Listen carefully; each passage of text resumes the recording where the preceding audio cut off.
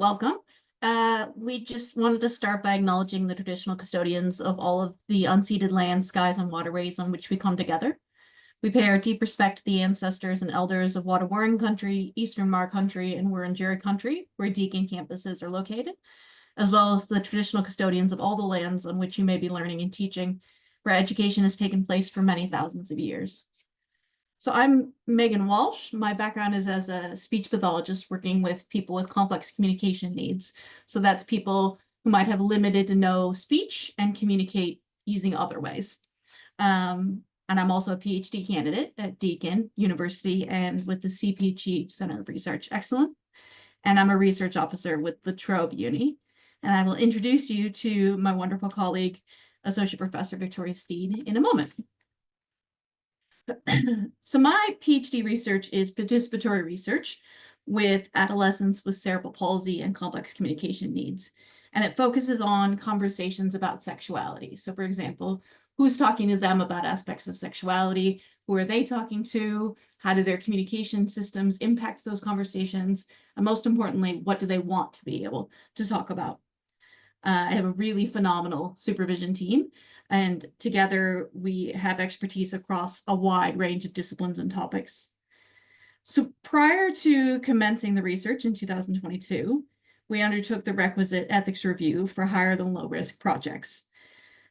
And it was ultimately fruitful, but the review process was long and protracted. It took 9 months, and there were many moments of mutual frustration between the research team and the HREC members, something that probably surprises none of you. Enter Dr. Steed, who had chaired the HREC throughout this review. So once we got approval, we invited her to co-author a reflexive case study on our process, and we'll link to that case study publication at the end of the presentation today. So Dr. Steed, Associate Professor Steed, is an anthropologist who works on issues to do with labor, post-colonial relationships, and placemaking. She utilizes ethnographic methodologies in her research, and for 5 years, she was chair or deputy chair of Deakin's HREC. So our collaborative process centered on the question, what tensions emerge in seeking ethical approval for research seeking to evolve historically excluded participants? And how can researchers, committees, and institutions respond to these in pursuit of ethical practices? We know that disability researchers and ethics committees are often understood as antagonistic, but we argue that they actually reflect divergent impulses within a complex, multivalent field of research that ethics committee and disability researchers alike have to negotiate. Great, thanks, Megan. So in our paper, we suggest that attending in more nuanced ways to the dynamics at work within and behind ethics committees opens up new possibilities for thinking about how diversely situated actors can work to support the ethically rigorous inclusion of traditionally marginalised populations in research. So while committees can sometimes be framed and experienced by researchers as homogenous, one of the key points we emphasise in our paper is their heterogeneity. As this group of people know well, committee membership is varied and diverse, entailing different disciplinary perspectives as well as multiple forms of lived experience, including in relation to disability. Processes of consensus decision-making in committees mean that there can also be a lot of backstage discussion and shifting meaning making prior to the issuing of committee decisions, which isn't necessarily apparent to researchers when they receive those communications. This diversity and uneven knowledge within committees can arguably create limitations and challenges in ethics review processes, but recognising this heterogeneity also opens possibilities for intervention. Secondly, while committees are often the most visible interface that researchers have with the ethics review process, committees are, of course, only one element in a larger landscape shaping research ethics review. Other significant components include guidelines, particularly the national statement, legislation and university-specific leadership, policies, procedures, and research cultures. Ethics guidelines and applications themselves are increasingly lengthy and complex, and committee workloads are increasing, and there's a body of literature that supports these observations. Also significant is the increasingly central role played by professional ethics administrators, which I think is in some ways reflective of a broader shift within universities towards more compliance-based kind of techno-managerial approaches to research. So paying attention to this wider institutional context highlights spaces for change or learning at an institutional level.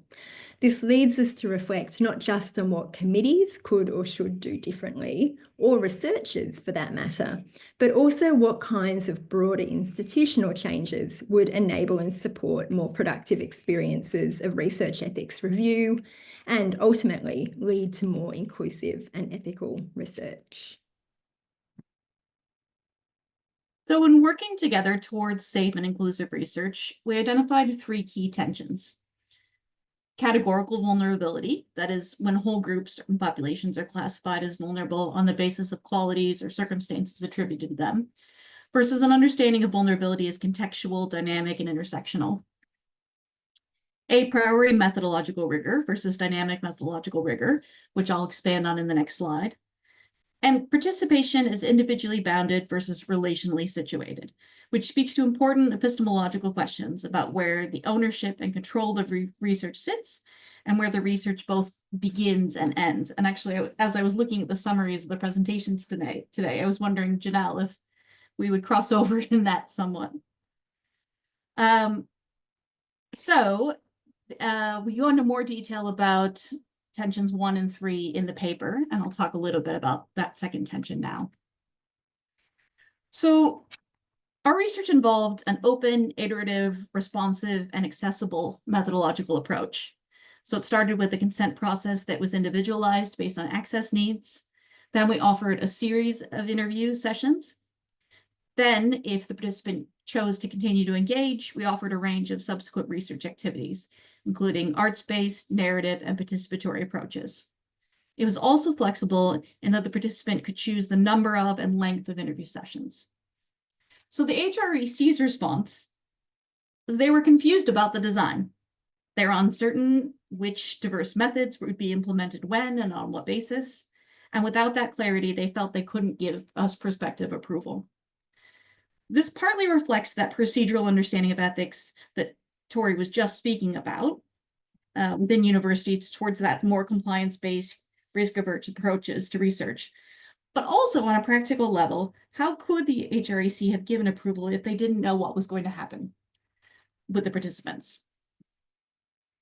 So for us, what worked in addressing this tension was meeting with the chair, Victoria.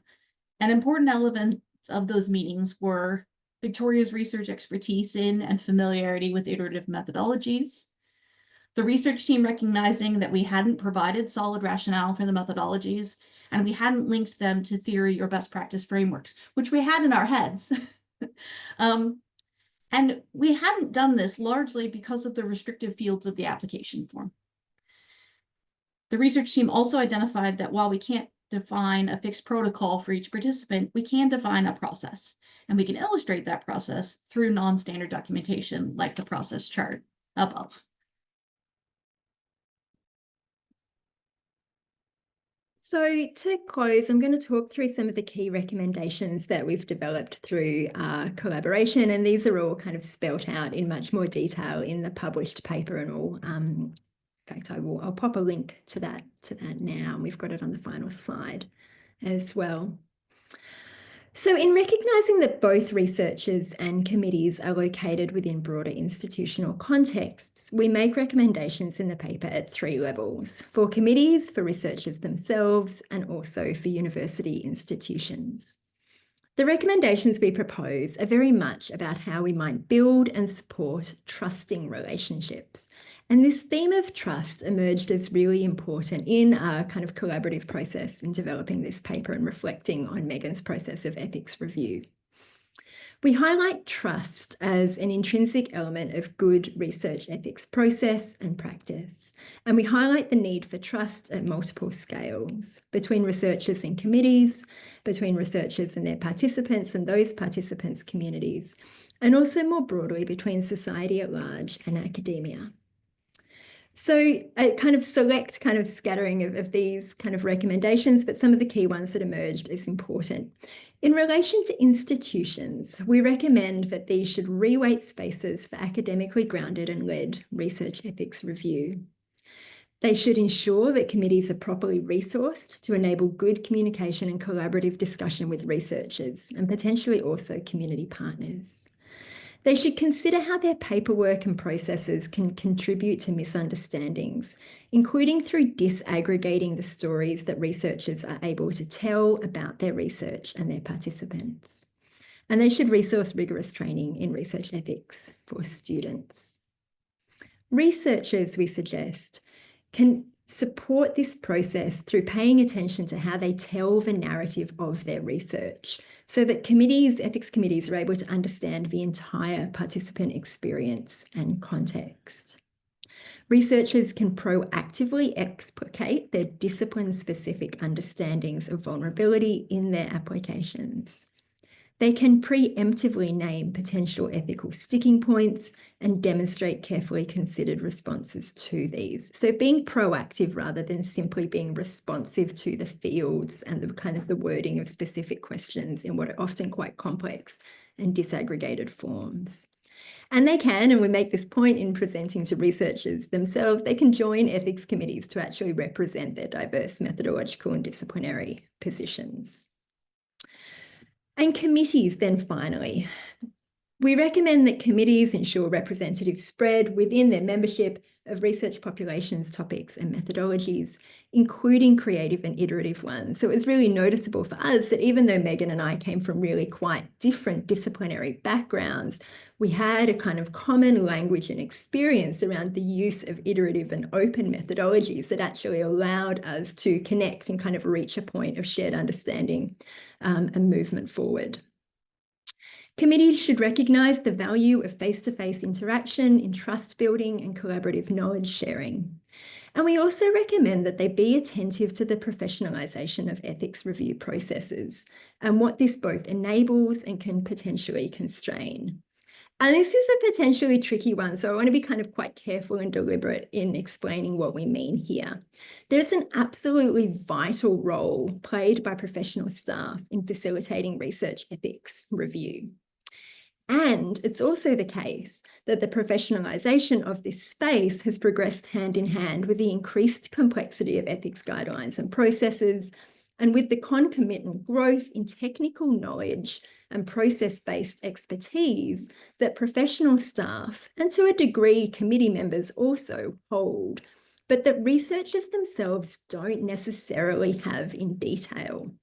There is a danger, I think, that sometimes what ends up being assessed through processes of ethical review is as much a researcher's technical knowledge and expertise in relation to the research ethics process as it is about the actual substantive ethical issues in the research itself. And this, I think, is particularly an issue, or can be particularly an issue for HDR students like Megan, who are navigating these processes for the first time. And finally, we recommend that committees value and prioritise building feedback loops between committees and researchers, including in relation to both process and outcomes, as well as potentially post-research reflections on ethical dimensions of projects. Having that space for face-to-face communication back and forward was absolutely critical in this case. But we would also emphasise that while committees and researchers have a role to play in investing and participating in these, there's also a critical role for institutions in enabling the resourcing that makes that kind of time-intensive communication and feedback possible. Okay, so to wrap up there is a link there to our article, and I also, the link is in the chat above. So we do hope that you will read it. We'd be really keen to hear your feedback, and our emails are there. And we've also really enjoyed presenting findings from this data in discussions about research ethics that have been less focused on HRECs and more focused on researcher experiences, and really also trying to kind of engage and disrupt some of those quite reductive characterizations of that researcher committee relationship that sometimes circulate. Okay, thank you. Great.